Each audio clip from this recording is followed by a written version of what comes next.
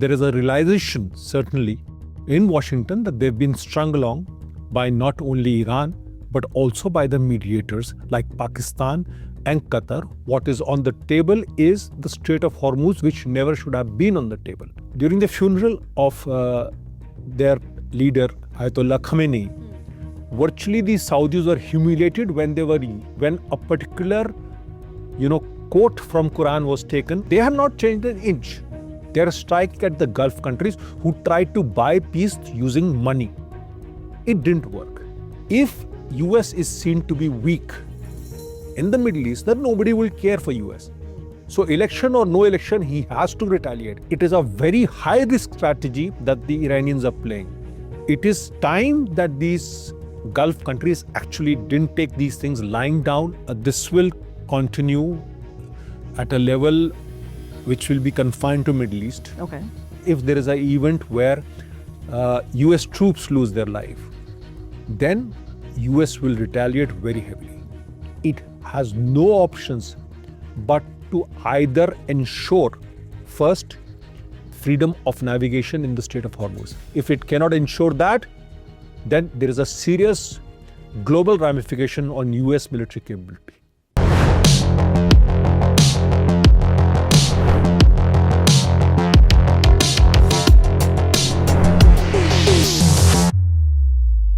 Hello and a very warm welcome to all. You're watching Hindustan Times and my name is Aisha Varma. The war in the Middle East today is rapidly escalating multi-front conflict linking US-Iran strikes, Israel's battles with Iran and its terror proxies, and a dangerous showdown over the Strait of Hormuz that threatens global energy and security. Joining us to decode all of this is HT's executive editor, Mr. Shishir Gupta. Sir, namaskar. Sir, the US has now conducted 4 massive strikes on Iran recently, particularly in port cities, and Iran has retaliated back, essentially striking US bases in Bahrain, Kuwait, UAE, Qatar, and Jordan. Why is this happening?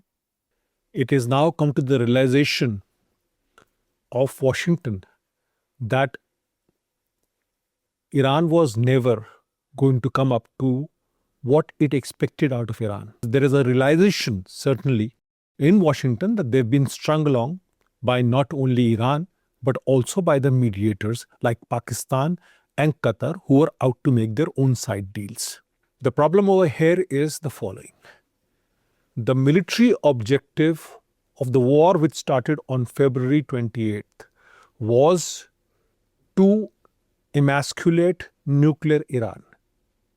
That topic is no longer there on the table. What is on the table is the Strait of Hormuz, which never should have been on the table. It was a free waterway where everybody could navigate freely.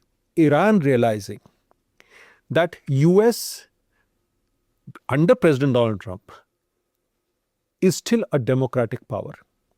President Donald Trump is heading toward the midterm election. US does not have that kind of patience to deal, particularly in Iran. So basically, all it did was to sort of let the talks drag on while not changing even an inch on its primary objectives against either US or against Israel were. During the funeral of their leader, Ayatollah Khamenei, who was assassinated by Israel and US, there were 3 countries that were there, participated particularly. You had Qatar, you had Saudi Arabia, you had Oman. Even there, the chants were deaths to America. Virtually the Saudis were humiliated when a particular quote from Quran was taken where they said that the fight was between the divinely backed and the disbelievers, as if Saudi Arabia, which is the custodian of the 2 holy mosques, is a disbeliever. They are continuing to do what they want to do. They are striking at the Gulf countries who tried to buy peace using money. It didn't work. Saudi has been hit, UAE has been hit, Jordan has been hit, Qatar has been hit, Bahrain has been hit. Now, all have been hit saying that because they have US bases over there. The fact remains that these are also Islamic nations which are part of the OIC. These are also those nations which are part of the Middle East. These nations are being hit, humiliated because they cannot retaliate, thinking of the larger ummah. But as far as Iran and its hardline regime is concerned, nothing changes. They were just stringing America along. And you had people like Pakistan who were trying to drive their own bargain out of it, trying to mainstream itself, trying to see as a peacemaker, which it never was. It was just doing a side deal. Countries like Qatar wanted to play both sides. Countries like Oman wanted to play both sides. Iran is targeting any ship that is using the southern corridor, and it wants all the ships to use the northern corridor of the Strait of Hormuz, which at one point of time is about 22 miles in width. Now, if you use the northern corridor, whatever anybody may say, you get a call saying that you have to pay a toll. So what has happened is that this particular Strait of Hormuz has now become the main leverage of Iran against America, against all the Gulf countries, and if you extrapolate it, against the entire world, because there is a global energy crisis that is currently taking place, and the more it happens, the more the prices of oil will shoot up and things will again go topsy-turvy. As why the strikes by US? Because clearly somebody in Washington suddenly woke up to realize that they were being made a patsy. If US is seen to be weak in the Middle East, then nobody will care for US. If US is seen to be weak, even President Donald Trump's own supporter will think him to be a weak president. That is something which he cannot afford. So election or no election, he has to retaliate. He is hurting Iran by hitting at the main targets, hitting at infrastructure, and basically telling it to back off. Now, the problem lies with Iran is this, that Iran is a hardline regime for the past 47 years where everybody is radicalized to a level where they hate not only US but Israel and all its allies. So, Iran will not change. The current Iran, whether it is Mujtaba Khomeini, whether it is, the so-called moderate leadership as they call it, it's all the same. The fact remains is that if US has to do something about it, it cannot go half-cocked in this. If it has started a war, it might as well end it. It cannot just remain half-cocked, just doing some strikes, then going back, peace table talks. It cannot happen. The Iranian regime needs a change if US has to come out as a victor. Otherwise, after all this is over, what will happen is Iran will be seen to be a victor because it stood up to US, the superpower. Iran will actually become a hegemon as far as Middle East goes because it has stood up to US and all the Gulf allies. Iran will be a victor because the Americans will not think much of their own president, who has been telling the world that it is the biggest military superpower. So this war will actually escalate. And it is a very high risk strategy that the Iranians are playing. Because if there is any mass casualty event in the Gulf, the war will actually escalate to a different level vertically. So if you look at the big picture, that is what US right now is doing is, US is hitting Iran very hard to ensure that it gives up on its all leverages as far as Strait of Hormuz goes. Only then we can talk in terms of nuclear emasculation of Iran.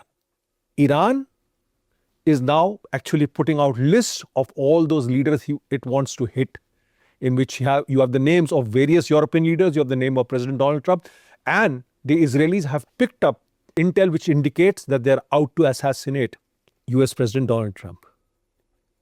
See, as far as Iran goes, it suits them domestically because this is one area where the political Islam actually talks about sacrifice and resistance.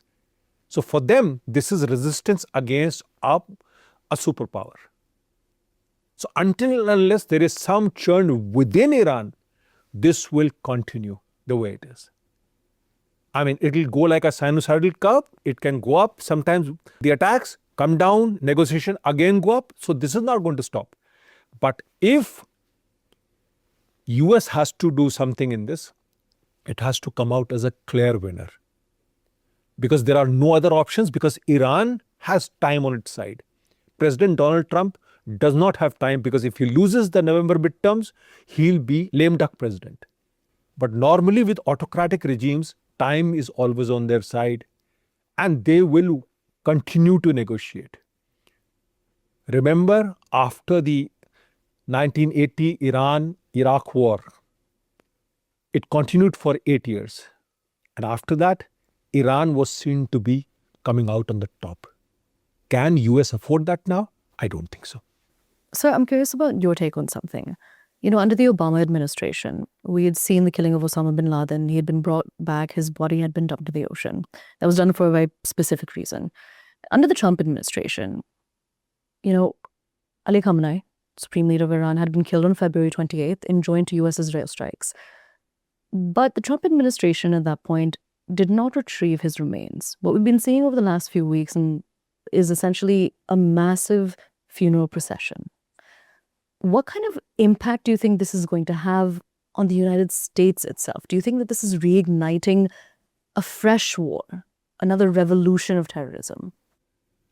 See, what you are saying is exactly what Iranians want. The Iranians, for their domestic audience, they deliberately took the remains of their supreme leader, Ali Khamenei, all over the country to incite and instigate that passion against US. Exactly. To basically drum up support, to basically radicalize people further against US and its ally, including Israel, to say that these were the people who had killed their supreme leader, and that is why revenge is the right answer to what they have done. So this is what they did. Now, as far as this business of why US did not retrieve the body, because the US did not put any troops on ground. I mean, when Osama bin Laden was killed, US had troops on the ground, and that's how they retrieved the body. Here, this man was way down in underground bunkers, and that's where the entire bunkers were blown into smithereens. So there was no question of his retrieving the body. Similarly, in the previous Donald Trump regime, President Donald Trump targeted their key leader, IRGC commander Qasem Soleimani, which was a very important event, just a step below killing of Ali Khamenei. But what they've done is they've drummed up a lot of support. They've tried to incite passions. And again, they're using this whole business that they are the victims. So what are the main weaknesses in the Trump-Iran agreement and the interim ceasefire, essentially, that allow the current round of strikes and escalation to resume? The fundamental thing was that, US would release funds to Iran. US will allow oil export of Iran if Iran would do the following things. One of the key things in that was the freedom of navigation in the Strait of Hormuz. The very first condition has not been followed by Iran. First of all, basically it is saying that you use my route, you pay the toll, and you get out. So how does countries from the Gulf who have actually, basically dependent on US security, how do they view US after that? If they have to pay through the entire thing, then what is the role of US? The security guarantor role is no longer there. So US has to retaliate to that particular point of time. Second thing is that, by making these, by using all the funeral of Ali Khamenei to instigate the people within Iran against US and then sort of naming all the leaders and putting price on their heads, that doesn't work that way. So the fact remains is that US realized clearly that it was being made a fool of by Iran and its so-called allies. What did Pakistan do? Pakistan would have definitely told Iran that, listen, as long as you don't target Saudi Arabia, my defense partner, and Qatar, my defense partner, it's fine. What did Qatar do? Qatar was trying to do some sort of an agreement. Now, has it worked? No. And that is why President Donald Trump called off the ceasefire.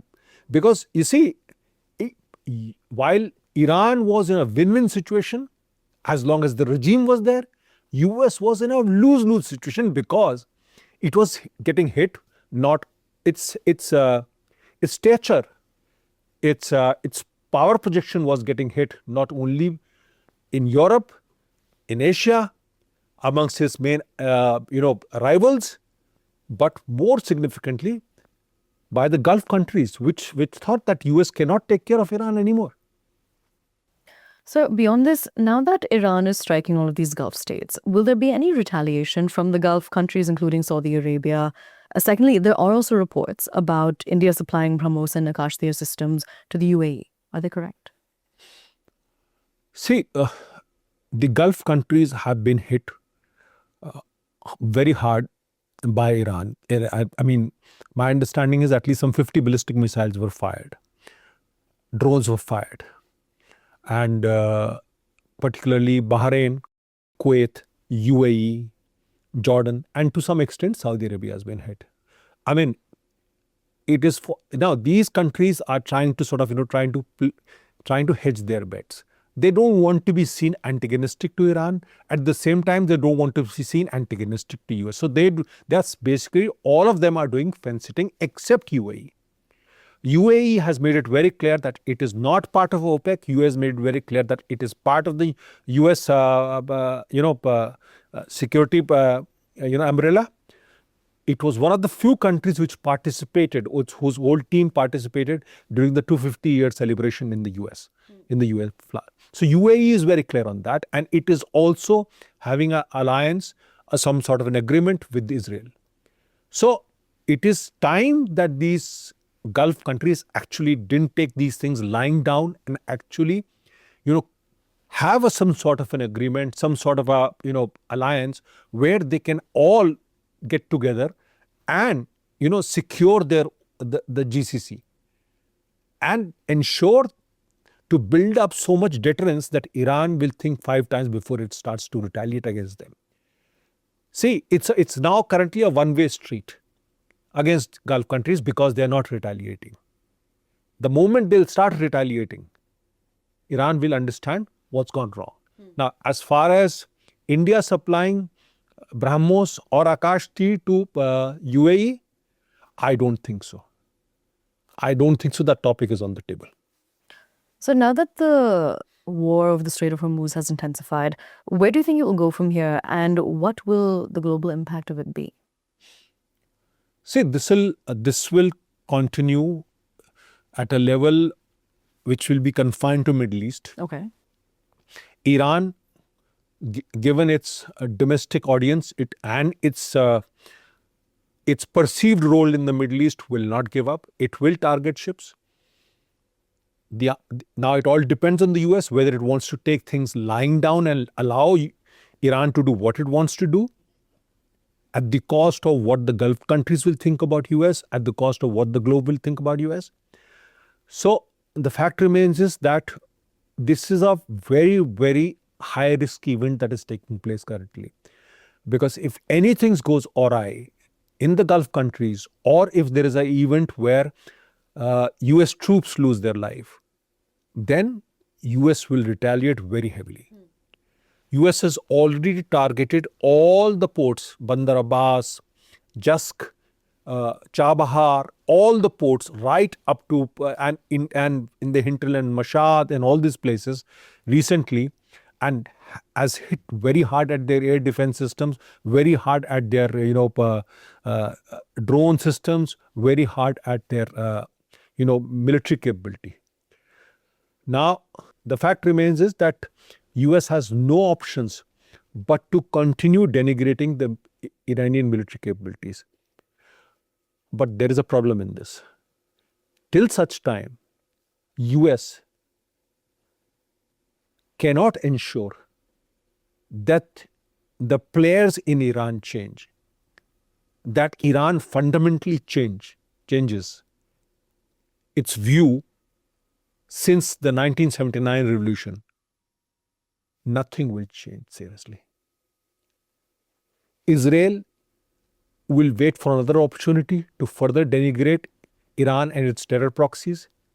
US, if it wants to come out on the top of the game, it has no options but to either ensure, first, freedom of navigation in the Strait of Hormuz. This is a critical point. If it cannot ensure that, then there is a serious global ramification on US military capability.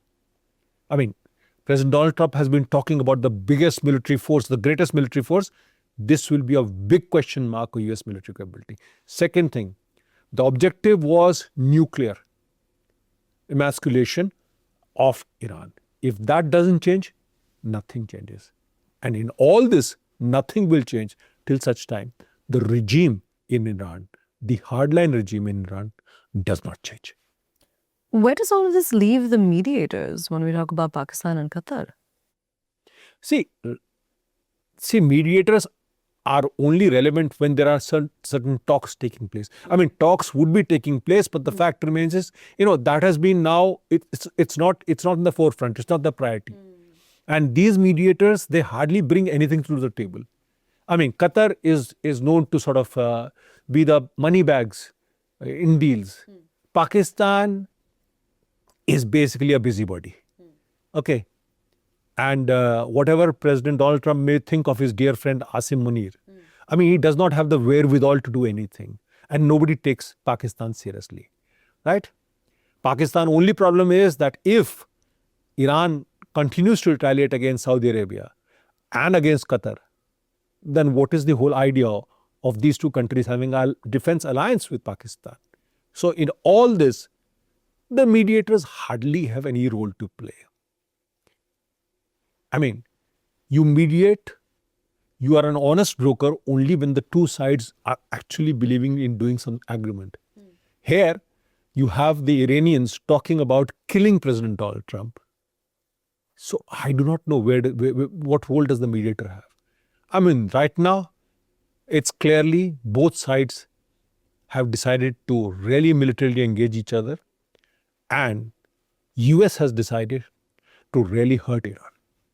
Sir, thank you so much for joining us and bringing us the latest when we talk about what's taking place in the Middle East. With that, it's a wrap, but do stay tuned for more.